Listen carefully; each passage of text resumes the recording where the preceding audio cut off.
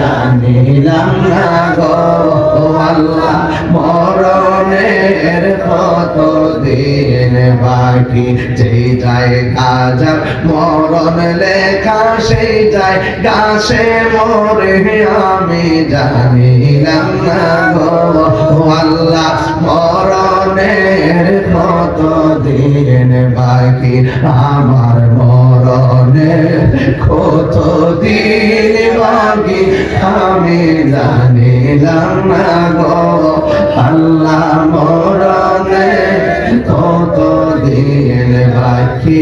পৃথিবীতে থাকবে না রে কেউ থাকবে না ধৈর্যের মাধ্যমে আন্তরিকতার মাধ্যমে রন্ধ্রে রন্ধ্রে ছড়িয়ে দিয়ে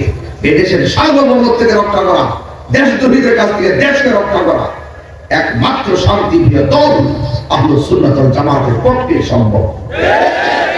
কারণ আহলুস সুন্নাত ওয়াল জামাত আল্লাহর ওলিদেরকে অনুসরণ করে চলে। আমার যুবকেরা, আমি যতটুকু কথা বলবো আবারও বলছি